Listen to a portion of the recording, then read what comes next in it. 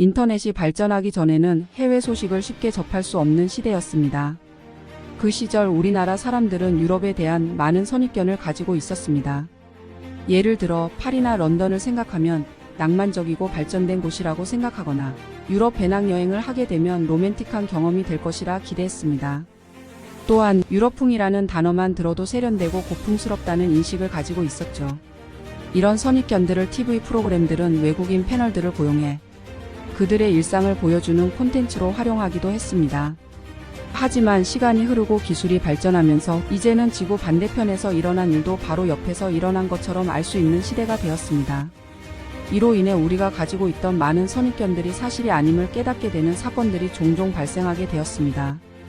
유럽의 백인들이 자주 부리는 갑질, 열차 사고가 발생해도 환불을 해주지 않는 서비스 정신, 프랑스의 테러 위협과 소매치기 문제, 독일의 범죄, 이탈리아의 치안 문제 등은 우리나라에서는 생각지도 못했던 문제들입니다. 이제는 이러한 유럽 국가들도 우리가 상상하던 것과는 다르다는 것을 알게 되었습니다. 직접 겪어보거나 정보 전달이 미흡한 상태에서는 환상이나 선입견이 사람들을 쉽게 헷갈리게 만들 수 있습니다. 여기 덴마크에서 한국으로 교환학생을 온 조한나는 한국에 와서 현실과 생각이 달랐음을 깨닫게 되었다고 합니다. 과연 조한나가 어떤 사실을 깨달았는지 함께 들어보시죠. 안녕하세요. 저는 덴마크에서 한국으로 교환학생을 하고 있는 조한나라고 합니다. 어느덧 1년이 넘는 시간 동안 한국에서 다양한 경험을 해보았습니다. 그리고 그런 1년의 경험을 돌이켜보니 제가 한국으로 오기 전에 가지고 있던 생각과 한국에 직접 와서 경험하고 알게 된 것들 사이에는 꽤나 큰 차이가 있었습니다. 이러한 차이점을 많은 사람들과 공유하고 싶어 이 글을 쓰게 되었습니다. 일단 제가 한국으로 교환학생으로 오게 된 데에는 아버지의 영향이 컸습니다. 어렸을 때 아버지는 한국항공사에서 일하면서 휴가 때마다 덴마크에서 지내다가 다시 한국으로 돌아가는 일정을 소화하셨죠. 그래서 아버지는 집에 오실 때마다 한국에서 가져온 장난감이나 옷, 다양한 음악 CD와 책들을 사오셨습니다. 이러한 영향으로 저는 덴마크에서 살면서도 어느 정도 한국 문화에 익숙해질 수 있었습니다. 시간이 지나고 K-파프 유럽을 휩쓸기 시작할 때쯤 아버지는 덴마크에서 한국어 강사로 두 번째 직업을 가지게 되셨습니다. 덕분에 저는 한국어와 한국 문화에 익숙한 상태로 교환학생 준비를 하게 되었죠. 하지만 아버지는 한국에 대해 말씀해 주지 않으셨습니다. 이유는 단순했습니다. 아버지가 한국에 계시던 시절과 지금은 완전히 달라졌을 것이라는 점 때문이었습니다.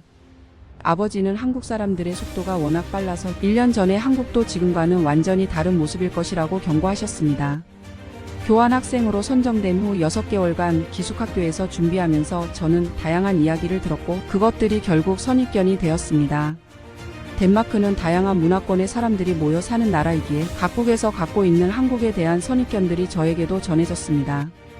예를 들어 한 무슬림 학생은 한국이 여성을 억압하는 위험한 나라라고 말했고 이탈리아 학생은 한국 사람들이 날씬한 이유가 가난해서 밥을 제대로 못 먹기 때문이라고 했습니다.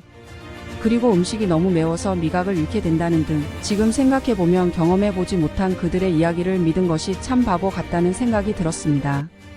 어쨌든 이러한 인식은 저를 한국으로 가는 것을 걱정스럽게 만들었지만 그런 선입견이 잘못되었다는 것은 단 이틀 만에 깨닫게 되었습니다. 그리고 한국에서 생활하면서 더 다양한 것들을 경험하고 배울 수 있었습니다. 예를 들어 한국 사람들이 날씬한 이유는 철저한 자기 관리와 특별한 식단 때문이지 가난해서가 아니라는 사실을 알게 되었습니다. 한국은 밥에 대해 진지한 나라이며 한 끼를 먹어도 많은 양을 먹습니다. 그런데도 살이 찌지 않는 이유는 체중 관리를 철저히 하기 때문입니다. 또한 한국은 먹는 것에 대해 고민할 만큼 가난한 나라도 아니며 오히려 영양 과잉 섭취를 걱정해야 할 정도로 부유한 나라입니다. 한국의 법에 대해서도 오해가 많았습니다. 어떤 학생은 한국에서 여성이 법적 보호를 받지 못한다고 말했지만 실제로는 한국의 법은 성별을 구분하지 않고 오히려 어떤 면에서는 여성이 더 유리한 법조항이 있을 정도입니다. 그리고 한국은 세계에서 가장 안전한 나라 중 하나로 여성 혼자 생활하기에 매우 적합한 환경을 가지고 있습니다. 저는 한국에서 1년간 생활하면서 혼자서도 당당하게 걸어 다닐 수 있는 안전한 환경을 체감했습니다. 차별에 대한 생각도 달라졌습니다.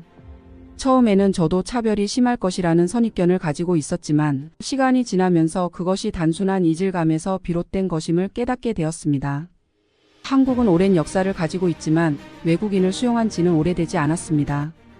그러다 보니 외국인이 낯선 존재로 여겨지는 경우가 많습니다. 그러나 이러한 시선은 단순히 신기함에서 비롯된 것이며 차별이 아닙니다. 한국에서 살아가면서 느낄 수 있는 것은 한국 사람들이 외국인을 바라보는 시선은 단지 신기함에서 비롯된 것이며 그들의 문화와 차이를 이해하려는 노력의 일환이라는 점입니다. 또한 한국 사람들은 매우 따뜻한 마음을 가지고 있으며 외국인에게도 친절합니다. 예를 들어 제가 한국어를 사용하는 것을 기특하게 여겨 어르신들이 간식을 주시는 경험을 자주 했습니다. 이러한 문화적 차이가 차별로 비칠 수 있지만 사실은 오해에 불과합니다. 한국에서의 생활은 제가 가지고 있던 많은 선입견을 깨트리는 경험이었습니다. 한국은 세계에서 가장 안전하고 따뜻한 사람들과 함께 살 수 있는 나라입니다. 또한 빠르게 발전하는 기술과 그 속에서도 잃지 않는 인간미가 공존하는 곳입니다. 저는 한국에서의 교환학생 생활을 통해 많은 것을 배우고 성장할 수 있었습니다. 앞으로도 한국에 대해 더 알아가고 많은 사람들과 이러한 경험을 나누고 싶습니다.